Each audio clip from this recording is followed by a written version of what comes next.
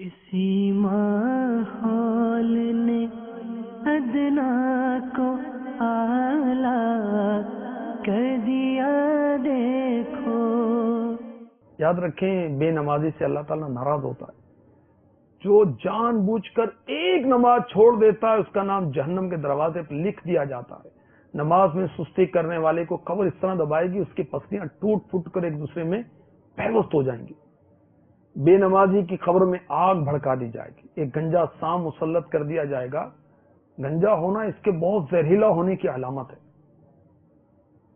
قیامت کے روز اس کا حساب یعنی بے نمازی کا حساب سختی کے ساتھ لیا جائے گا۔ مکاشفۃ القلوب میں حجت الاسلام امام محمد غزالی علی رحمۃ اللہ الوالی لکھتے ہیں، اسلامی بہنیں سنیں اور ڈریں اور نماز کا عہد کریں۔ ایک شخص کی بہن فوت ہو گئی، جب وہ اسے دفن کر کے یعنی اپنی بہن کی تدفین سے فارغ ہو کر واپس آیا تو رقم کی تھیلی قبر میں گر گئی۔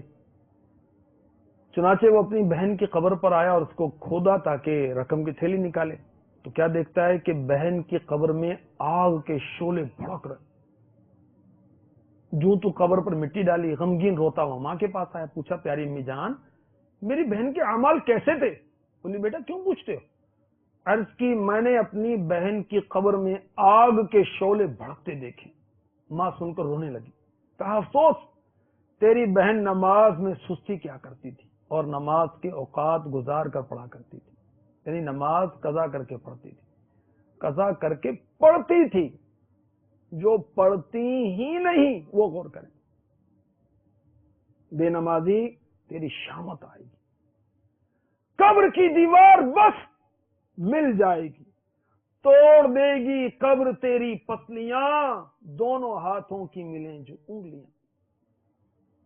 عمر میں چھوٹی ہے گر کوئی نماز، اے اسلامی بھائی اے اسلامی بہن، عمر میں چھوٹی ہے گر کوئی نماز، جلد ادا کر لے تو آ غفلت سے باز، کر لے توبہ رب کی رحمت ہے بڑی، قبر میں ورنہ سزا ہوگی کڑی۔ کاش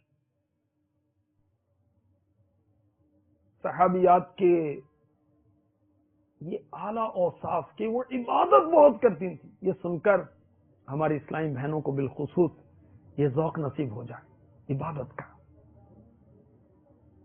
فرض نمازیں تو پڑھنی 5 نمازیں پڑھیں اہتمام کے ساتھ، وقت کے اندر تہجد بھی پڑھیں، اشراق بھی، چاشت بھی، اوابین بھی۔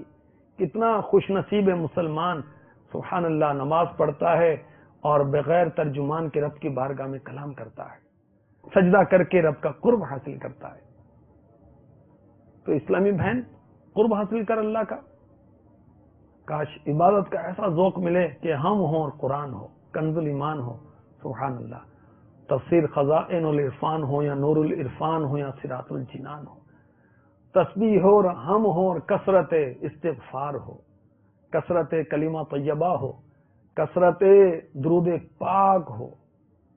کاش ہم ہوں اور روزے ہوں، ہم روزے رکھیں۔ امیر اہل سنت کثرت سے روزے رکھتے ہیں، تقریباً پورا سال روزے سے رہتے ہیں، جن روزوں کی امانت ہے ان کے علاوہ۔ اسلامی بہنیں بھی روزے رکھیں، عبادت کریں، نیکی کریں، صدقہ و خیرات کریں، پڑوسیوں کا خیال رکھیں، کسی کی غیبت نہ کریں، چغلی نہ کریں، مصیبت آئے صبر کریں، ساس تنگ کرتی ہے صبر کریں، ثواب ملے گا۔ عبادت کیا ہے؟ بے عبادت کی فضیلت یہ ہے، عبادت کرنی چاہیے، مقصد حیات عبادت ہے۔ عبادت کیا ہے؟ آئیے میں آپ کو پیش کرتا ہوں۔ نیکی کی دعوت میرے شیخ طریقت کی بہت پیاری کتاب ہے، اس میں عبادت کی تعریف لکھی ہے، عبادت کس کو کہتے ہیں۔ چنانچہ نیکی کی دعوت کتاب کے صفحہ نمبر 107 پر امیر اہل سنت لکھتے ہیں، جو بھی کام رب عز و جل کو راضی کرنے کے لیے کیا جائے عبادت ہے۔ اور عبادت کیا ہے؟ کسی کو عبادت کے لائق سمجھتے ہوئے اس کی کسی قسم کی تعظیم کرنا عبادت ہے، ٹھیک ہے۔ اور یہ بھی لکھا ہے عبادت وہ فعل ہے، یعنی وہ کام ہے جس کے کرنے پر رب راضی ہوتا ہے۔ یہ بھی لکھا ہے عبادت وہ ہے کہ جس کے کرنے پر ثواب دیا جاتا ہے اور وہ ثواب کی نیت پر موقوف ہوتی ہے۔ عبادت کا مفہوم بہت وسیع ہے. بہرحال اللہ تعالیٰ کی رضا کے لیے جو نیک اور جائز کام کیا جائے وہ عبادت ہے. رضا رب الانام والا ہر کام عبادت ہے.